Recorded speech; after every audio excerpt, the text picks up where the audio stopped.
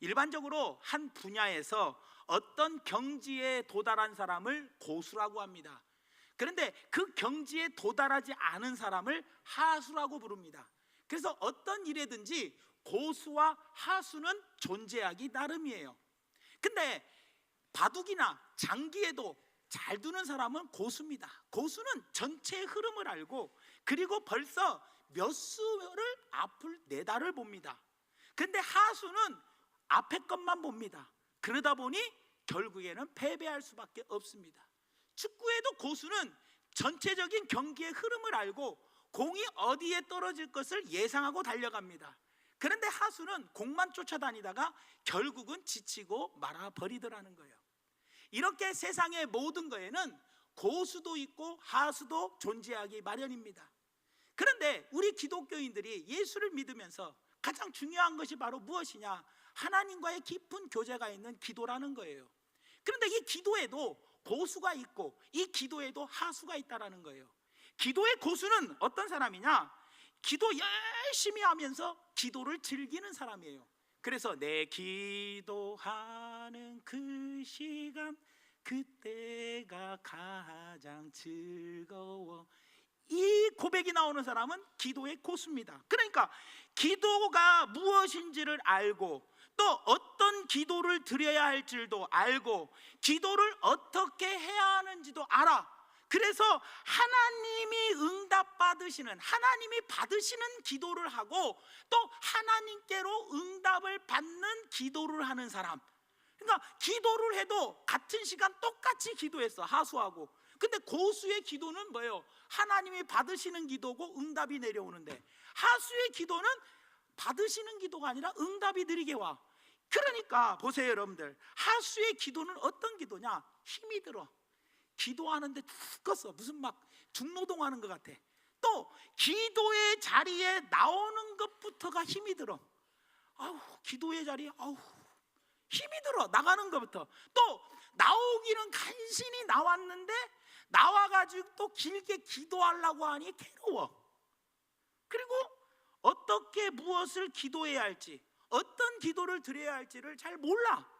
그냥 기도하라니까 그냥 하나님 아버지 하는데 무슨 기도를 어떻게 해야 할 줄도 몰라. 그러니 그 기도가 하나님께 상달되기도 힘들고 또 응답받기도 힘이 들더라는 거예요. 우리가 기도의 고수가 되어야 합니다. 그래야 하나님께서 나와 함께 하심을 날마다 체험을 해. 왜냐? 기도 가운데 고수가 되어야 하나님과의 교제 속에서 하나님은 나에게도 오늘도 이렇게 역사하시는구나 하는 걸 알고 신앙생활과 세상에서의 삶이 즐겁고 행복한 삶을 살 수가 있다라는 거예요 여러분들. 그래서 우리는 오늘 어떻게 하면 우리가 기도의 고수가 될 수 있는가, 이거에 대해서 가르쳐 드려야 하는데, 이 기도의 고수가 되는 방법은 누구에게서 배워야 하느냐? 우리의 모범이 되시는, 우리의 모델이 되시는 예수님을 통해서 우리는 배워야 돼요.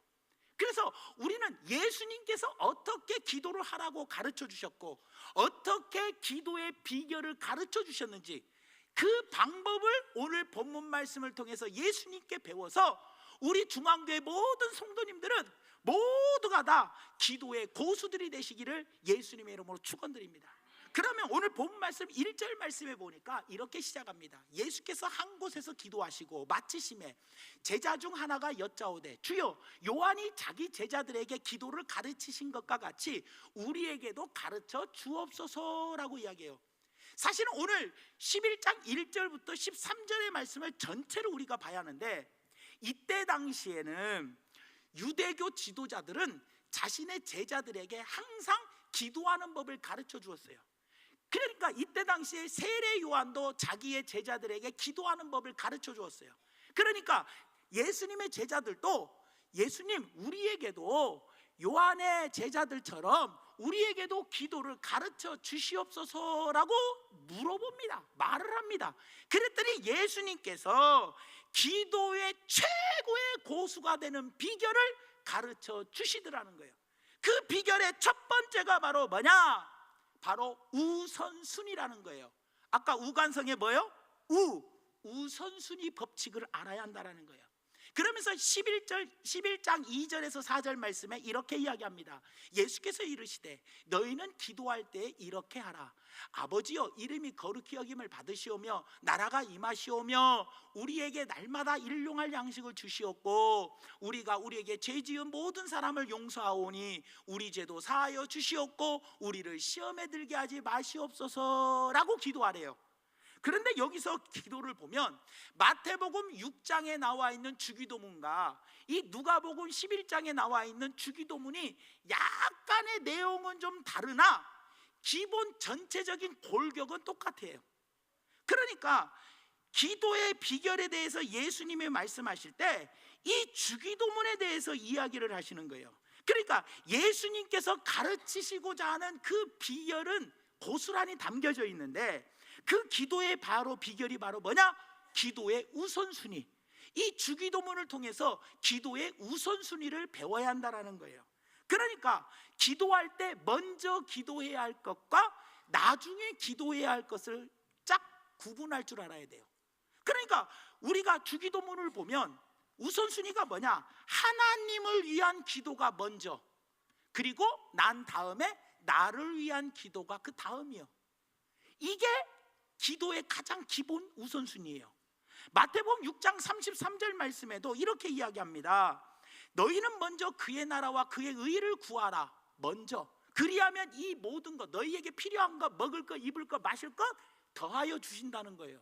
그러니까 기도에는 항상 먼저 해야 할 기도가 있어요. 그런데 예수님이 가르쳐 주신 그 기도의 비결 중에 첫 번째가 뭐냐? 나를 위하여 먼저 기도하지 말고 하나님을 위하여 먼저 기도하라는 거예요. 그의 나라와 그의 의를 먼저 위하여 기도하라는 거예요. 기도의 하수들이 흔히 범하는 잘못이 뭐냐? 우선순위가 바뀌어. 그래서 내 필요한 것부터 기도해. 하나님 아버지, 나 뭣도 필요하고 이것도 해결해주고 저것도 해결해주고 내 자식, 내 남편, 내 사업장, 뭐 직장, 내 거를 죽으라고 기도하고 나서 시간 남으면 그 다음에 할 말이 없으니까 하나님 이제 우리 교회도 생각해 주시고 우리 목사님도 이렇게 그거 하나님 나라가 확장되기를 원합니다. 나라와 민족을 그 나중에 이게 기도하게 되는 거예요. 그러니까 심한 기도는, 심한 하수는 어떤 사람이 심한 하수냐? 자기 기도만 죽으라고 열심히 하고 그리고 기도 마치는 사람, 이게 기도의 하수예요. 그래서 이런 사람이 기도가 더디 오고 응답이 더디 오는 거예요. 이런 사람은 빨리 깨달아야 돼요. 여러분, 인간관계에서도 마찬가지입니다. 실제로 제가 아는 목사님이 이런 이야기를 했어요.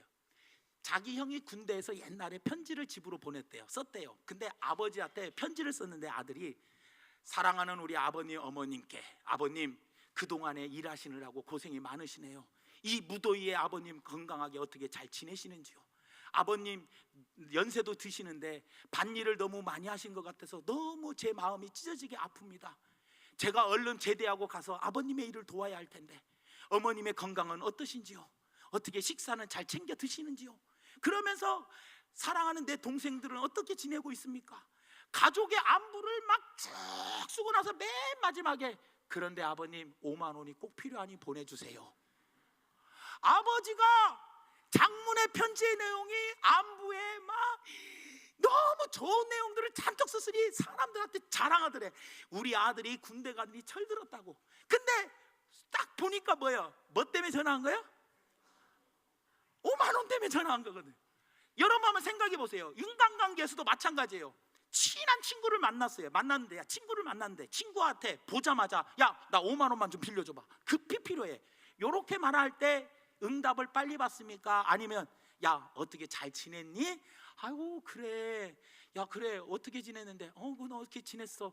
그래? 아이고 그럴 때는 이렇게 해야 하는데 하면서 그 사람 말을 충분히 들어주고 어떤 화기애애하게 말을 잘 한 다음에 야 근데 사실은 나 5만 원만 좀 빌려주면 안 될까? 할 때 응답이 잘 옵니까? 아니면 보자마자 야야야야야 나 급한데 빨리 5만 원만 줘봐. 5만 원만. 어떤 응답이 빨리 옵니까? 에? 사람의 인간관계도 마찬가지입니다. 무엇을 청할 때, 부탁할 때 우선순위가 있는 거예요. 우선순위를, 부탁할 때 우선순위를 잘 지키면 힘든 문제도 잘 해결이 됩니다. 그런데 우선순위를 잘 지키지 못하면 쉬운 문제도 어렵게 가요. 기도도 마찬가지요. 우선순위를 잘 지켜야 쉽게 응답을 받는데 우선순위가 바뀌니까 어렵게 쉬운 문제도 어렵게 가게 된다는 거예요. 그러니 비록 우선순위를 잘 지키십시오. 하나님의 나라를 위한 기도를 먼저 하고, 하나님을 위한 기도를 먼저 하고, 그리고 나의 기도를 하는 우선순위를 잘 세워서 기도의 고수들이 되시는 우리 중앙교회 성도님들이 되시기를 예수님의 이름으로 축원을 드립니다. 그 다음에 두 번째로는 그 다음 뭐예요? 간절함, 간절함이 있어야 한다는 거예요. 5절부터 8절 말씀에 이야기합니다. 주기도문을 말씀하시고 또 이르시되라고 이야기해요. 또, 그러니까 주기도문 말고 그 다음에 기도의 방법에 또 이르시되, 너희 중에 누가 벗이 있는데 밤중에 그에게 가서 말하기를 벗이여 떡 3덩이를 내게 구워달라, 빌려달라. 내 벗이 여행 중에 내게 왔으나 내가 먹을 것이 없노라 하면 그가 안에서 대답하여 이르되 나를 괴롭게 하지 말라. 문이 이미 닫혔고 아이들이 나와 함께 침실에 누웠으니 일어나 내게 줄 수가 없노라 하겠느냐. 내가 너희에게 말하노니 비록 벗됨으로 친구됨으로 인하여서는 일어나서 주지 않을지라도 그 간절함을 인하여 일어나 그 요구대로 떡을 준다 안 준다? 준다. 그 사람의 부탁을 들어준다 안 들어준다? 들어준다. 여러분, 밤중에 친구가 와서 문을 두들기면서 누워있는데, 자고 있는데 깨우면서 떡을 빌려달라고 부탁을 해요. 그러나 내가 너 친구라면 친구됨으로 인하여는 내가 안 빌려준다는 거예요. 하지만 하도 간절히 나에게 청하니까 내가 들어주겠다 그러면서 들어주더라는 거예요. 여러분, 가장 중요한 게 뭐예요? 기도에는 간절함이 있어야 돼요. 간절함. 그런데 여러분들 보세요. 우리가 잘못 생각하는 것이 있어요. 기도의 간절함이 도대체 무엇이냐는 거예요. 그러면 기도의 간절함이, 제가 한번 흉내를 볼게요. 하나님 아버지 주옵시옵니다. 이게 기도의 간절함입니까? 다른 거 딴 눈 안 팔고 다른데 막 신경 안 쓰고 오직 한 가지에만 집중하면서 쫙 하면서 땀 흘리고 눈물 흘리고 콧물 빼면서 기도하면 간절함입니까? 성경은 그게 간절함이 아니라는 거예요. 성경이 우리에게 원하시는 간절함은 다른 거라는 거예요. 그러면 그거에 대해서 우리가 한번 살펴볼게요. 그러면 기도의 간절함이란 무엇인가? 열왕기상 18장 42절에서 43절에 엘리야의 기도가 나옵니다. 아합이 먹고 마시러 올라가니라. 엘리야가 갈멜산 꼭대기로 올라가서 땅에 꿇어 엎드려 그의 얼굴을 무릎 사이에 넣고, 엎드렸어요. 무릎 꿇고 엎드렸어. 그의 사환에게 이르되 올라가 바다 쪽을 바라보라. 그가 올라가 바라보고 말하되 아무것도 없나이다. 이르되 7번까지 다시 가라라고 이야기해요. 그러면 우리가 인간의 생각으로 이 모습, 엘리야의 기도의 모습을 상상해 보면은요, 진짜 간절한 기도예요. 저 기도가 굉장히 간절한 기도. 왜냐? 기도의 자세가 먼저 꿇었고 엎드렸고 머리를 무릎 사이에 집어넣었으니 기도의 자세가 간절한 자세예요. 일단 외형적으로 봤을 때는 간절해. 여러분, 다리 꼬면서 기도하는 사람이 간절하게 보입니까? 아니면 그냥 가만히 앉아서 팔짱 끼고 기도하는 사람이 간절하게 보입니까? 아니면 무릎 꿇고 엎드려서 머리를 무릎 사이에 집어넣고 기도하는 모습이 간절한 자세로 보입니까? 우리 인간의 눈으로 볼 때 무릎 꿇고 엎드려 간절히 머리를 무릎에 집어넣고 기도하는 모습이 우리가 보기엔 간절한 자세로 보인단 말이에요. 또 끈질기게 기도하는 거. 한 번 갔다 왔는데 먹구름이 안 보여. 비가 오게 해달라고 기도하는데 2번 갔는데 먹구름이 안 보여. 3번, 4번, 5번, 6번, 7번째 가서야 비로소 손바닥만한 먹구름이 보인다는 거예요. 이 기도의 끈질김, 인내, 대단한 간절함 아닙니까? 그러니까 사실 이런 것은요, 우리 교인들 중에서도 많아요. 이런 사람들은. 왜냐하면요, 웬만큼 기도한다는 사람들은 엘리야가 기도하는 이 기도의 자세 또 기도에 이 끈질기는 것은 우리 성도님들도 굉장히 많아요. 왜냐? 상황이 사람이 절박하면 이런 기도가 나와요. 자녀가 대학 시험을 며칠 안 남겼어. 암 수술을 이제 받아야 돼. 다급한 문제, 당장 내일이면 사업장이 넘어가게 생겼어. 다급하고 절박한 문제가 오면 사람은요 급해지니까 이런 간절한 기도가 나와요, 안 나와요? 나와요, 안 나와요? 나와요. 왜? 당장 지금 내 발등에 불이 떨어졌으니 이런 다급할 때에는 당연히 누구나 간절한 기도가 나온다는 거예요, 여러분들. 그런데 야고보 사도는 이 엘리야의 기도가 간절한 기도가 아니라 다른 기도가 간절한 기도라고 이야기를 해주고 있어요. 오히려 이런 기도보다 다른 기도가 간절한 기도래요. 야고보서 5장 17절부터 18절에 잘 보세요. 엘리야는 우리와 성정이 같은 사람이로되 엘리야가 그가 비가 오지 않기를 어떻게 기도했다? 비가 오지 않기를 간절히 기도한즉 3년 6개월 동안 땅에 비가 오지 아니하고 또 다시 기도하니 하늘이 비를 주고 땅이 열매를 맺었느니라 라고 이야기해요. 엘리야가 여기서 간절히 기도했다라는 간절한 기도를 어떻게 이야기하냐? 비가 오지 않게 해달라고 기도한 것을 다시 한 말씀입니다. 잘 들으세요. 비가 오지 않게 해달라는 이 기도를 간절히 기도했다라고 이야기하고 있고, 비가 오게 해달라고 아까 뭐예요?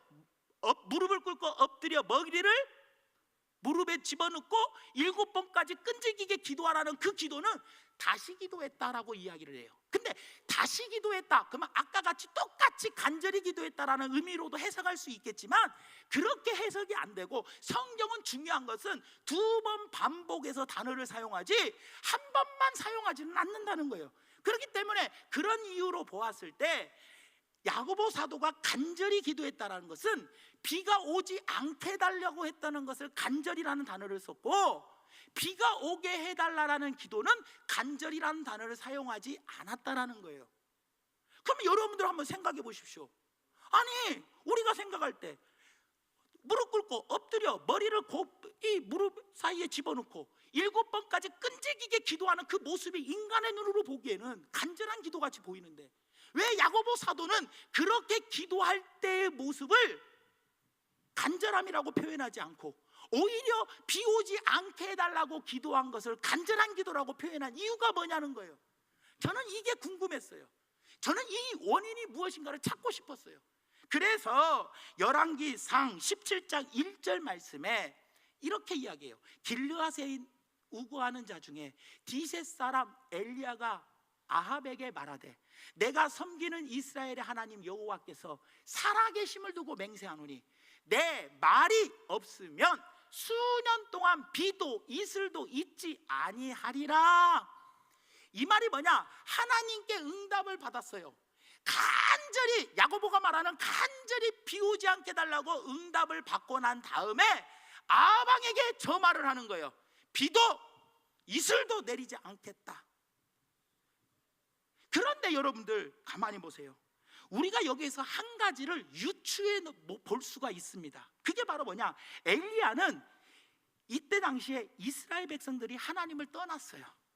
우상 숭배가 너무나 극심했어요. 이스라엘 백성들이 너무나 타락했어요. 이스라엘 백성들이 너무나 타락한 것이 너무나 안타까워서 하나님께 기도를 드렸어요. 급기야 가뭄이 들어서라도, 이 땅에 가뭄이 들어 비가 안 내려 가뭄이 들어서라도 이 백성들이 정신 차리고 하나님께 돌아오게 해달라고 간절히 기도했다라는 거예요. 쉽게 말하면요, 야고보 사도는 어떤 내용이냐? 하나님 우리 자식 사업이 잘 되게 해주세요 하고 막 기도한 것을 간절히 기도했다 하지 아니하고, 하나님 우리 자식 이 사업이 망할지라도 정신 차리고 하나님께 돌아오게 해주세요, 이것을 간절한 기도로 표현했다는 거예요. 이 말이 무슨 말이냐? 하나님의 마음을 안타까워하고 하나님의 마음, 안타까운 하나님의 마음을 내가 알고 하나님의 마음을 내 안에 품고 기도하는 기도가 간절한 기도고, 내 자식 육신의 내 상태의 모습을 놓고 기도하는 것은 간절한 기도가 아니더라는 거예요. 사랑하는 여러분, 기도의 하수들이 범하는 잘못이 바로 뭐냐? 자신의 안타까운 마음에는 막 눈물 콧물 흘리면서 주여 어떡하냐고요 하면서 간절히 자신의 문제를 놓고는 눈물 콧물 빼면서 울면서 기도하는데, 교회가 거룩함을 회복하지 못하고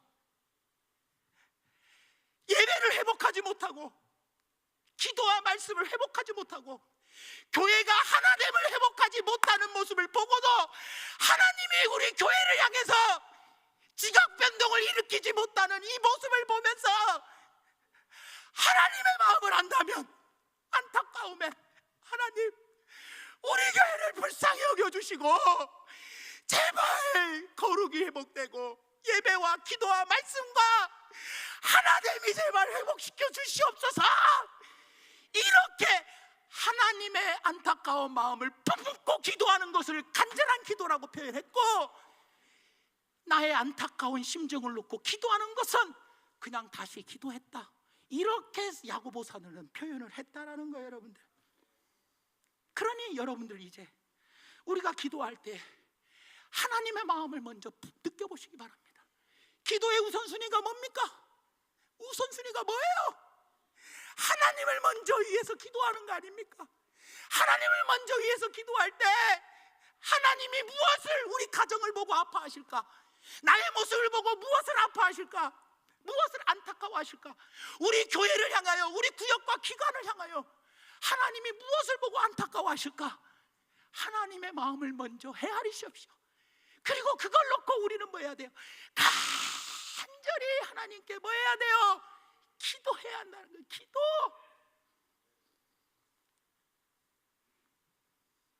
하나님께서 안타깝게 여기시는 것을, 하나님께서 마음 아파하시는 것을 나도 안타깝게 여기고 나도 아파하는 이 간절한 기도, 이런 기도를 드리는 성도가 기도의 고수입니다. 이 예수님의 가르침을 마음에 잘 새겨보시기를 예수님의 이름으로 부탁을 드립니다. 그 다음에 마지막 세 번째로는 우간, 그 다음 뭐예요? 성령 안에서 기도하라는 겁니다. 오늘 본문 말씀 9절에서 10절에 이렇게 이야기합니다. 내가 또 너에게 이르노니 구하라 그러면 너희에게 주실 것이요, 찾으라 그러면 찾아낼 것이요, 문을 두드리라 그러면 너희에게 열릴 것이니 구하는 이마다 받을 것이요, 찾는 이는 찾아낼 것이요, 두드리는 이에게 열릴 것이니라. 한마디로 말하면 믿고 기도하라는 거예요. 주실 줄을 믿고 구하라, 찾아낼 것을 믿고 찾아라, 문이 열릴 것을 믿고 두드려라. 한마디로 말하면 이 세 가지는 믿고 기도하라는 거예요. 그런데 어찌 보면 여러분들, 우리에게는요 뻔히 믿음으로 기도해야 한다는 걸 알아요. 그런데 왜 우리가 믿고 기도하지 못하는 이유가 뭐냐는 거예요. 그거는 제가 경험상 알아요. 열심히 우리가 한 가지를 놓고 기도해요. 하나님 아버지, 이 1번을 허락해 주세요, 1번을 주세요, 1번을 달라고 기도했어. 1번을 달라고 기도하는데 응답이 안 와. 응답이 안 오니까 어느 날부터인가 10년, 20년을 기도했는데도 응답이 안 와. 그러니 어느 날부터인가 뭐예요? 점점 마음에 식어져. 그거에 대한 마음이 식어져. 하나님께서 자기 기도를, 내 기도를 안 들어주시는 것으로 착각을 해. 하나님 이 기도는 안 들어주신가 보다. 그러면서 자기의 기도를 들어주신다라는 확신이 시간이 지나면 지날수록 이 확신이 떨어져요, 안 떨어져요? 떨어져. 시간이 떨어지다 보니까 어떻게 되냐? 그래도 혹시나 하고 기도를 또 했는데도 여전히 역시나 기도 응답이 없어. 그럴 때 믿음의 기도가 사라지게 돼 있어요. 그럼 여러분들이 지금까지 몇십 년 동안 기도를 하면서 아마 수만 가지는 기도했을 거예요. 아니 1000가지만 기도했다고 치자고요. 우리가 지금까지 기도하면서 1000가지 기도했을 때 100가지도 응답 못 받았어. 사실 100가지도 응답 못 받았어요. 10%도 응답 못 받았어요. 우리 기도가 겨우 10%도 안 된 거 응답 받았다고 좋아하고 난리치지, 사실 90% 이상은 거의 응답을 많이 못 받았다고 해도 돼요. 근데 그 외에도 있어요. 그렇지 않은 분들도 물론 계시지만 많은 분들, 기도의 하수들을 이야기하는 거예요. 기도의 하수들은 10%도 응답을 못 받아. 왜 그러냐? 왜 그러냐? 이 믿음이 점점 식어버리기 때문에. 응답이 더디 오니까 혹시나 하나님 이건 안 들어줄라나? 이런 의심이 생기고, 그래도 해봐야지 했는데 혹시나 했는데 에이 역시나, 이런 마음이 들어버리기 때문에 그래요. 그런데 예수님께서 오늘 본문 말씀 13절에 중요한 말씀을 하셔요. 잘 보세요. 너희가 악할지라도 좋은 것을 자식에게 줄 줄 알거든 하물며 너희 하늘 아버지께서 구하는 자에게 성령을 주시지 않겠느냐 하시니라. 아버지가 구하는 자녀에게 좋은 것을 주듯이 하나님께서도 기도하는 사람들에게 성령을 준다 안 준다? 성령을 주신다는 거예요. 여기에 놀라운 비밀이 담겨 있는 거예요. 여러분들, 우리가 기도할 때 혼자가 아니에요. 내가 기도할 때 혼자 기도하는 것이 아니라 나와 함께 계시는, 누가 함께 기도해? 성령께서 기도하셔요. 성령께서 함께 하셔서 우리를 도우셔서 기도해 주시는 거예요. 여러분들, 로마서 8장 26절에 이렇게 이야기합니다. 이와 같이 성령도 우리의 연약함을 도우시나니 우리는 마땅히 기도할 바를 알지 못하나 오직 성령이 말할 수 없는 탄식으로 우리를 위하여 친히 간구해 주신다.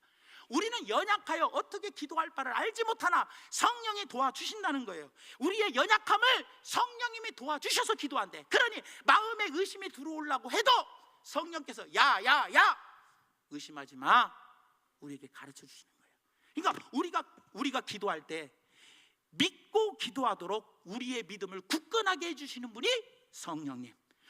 기도의 응답이 내가 기도한 것과 다르게 나타날 때, 다르게 나타난 이유에 대해서 깨닫게 해주신 분도 성령님. 예를 들어서 쉽게 말하면 세 가지로 정리해 드릴게요. 잘 들어보세요. 기도했는데 응답이 더디 올 때 포기하지 않고 계속 기도하게 힘을 주시는 분이 성령님.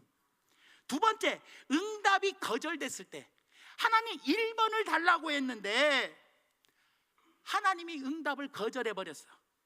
그 왜 거절했는지 그 이유를 깨닫게 해주시는 분도 성령님. 옛날에 우리가 부흥회 다니면 부흥 강사님들이 이런 말 했잖아요. 아기가 칼 달라고 하면 여러분들 줘요 안 줘요?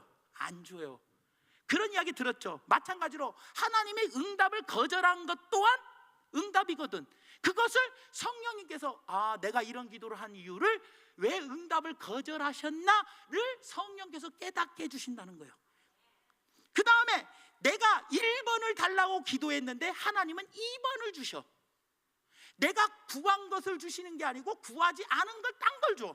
그러니까 기도한 것과 다른 것을 응답받을 때, 야 1번보다 2번이 더 좋은 거야를 깨닫게 해주시는 분이 성령님이요. 그러니까 우리를 믿음 가운데서 계속해서 기도할 수 있게 해주시는, 힘을 주시는 분이 누구다? 성령님이라는 거예요. 그래서 에베소서 6장 18절 말씀에 이렇게 이야기합니다. 잘 보세요. 모든 기도와 간구를 하되 항상 성령 안에서 기도하고. 여기서 뭐라고 이야기하냐? 기도는 99% 기도하라는 것이 아니고 모든 기도는 뭐예요? 100% 기도, 100% 간구를 할 때 항상 뭐 안에서 해야 한다? 성령 안에서 해야 돼. 그래야 하나님이 아까 응답이 더디 올 때에도 힘을 주셔서 계속 기도할 수 있게 해주시고, 응답이 거절될 때에도 왜 거절된 것이 더 좋은 것인지를 성령께서 항상 깨닫게 해주시고, 또 기도한 것과 다르게 응답될 때 다르게 응답된 것이 더 좋은 것이라는 것을 항상 뭐예요? 모든 기도와 간구로 항상 성령 안에서 할 때 성령께서 그때그때마다 이 세 가지를 깨닫게 해주시고 우리에게 힘을 주시더라는 거예요. 여러분들, 그렇기 때문에 이제부터는 우리 모두가 성령의 안에서, 성령 안에서 하나님께 기도하여 성령 충만받아 자녀에게 좋은 것 주시는 하나님, 성령 충만받아 성령 안에서 모든 기도를 하면 우리 기도 응답 못 받을 게 있다 없다? 없다. 조금 더디 받거나 일찍 받는 것 차이지. 우리가 거절당하는 응답도 있고 어떤 응답이 있어요? 다른 것으로 응답받는 응답도 있다.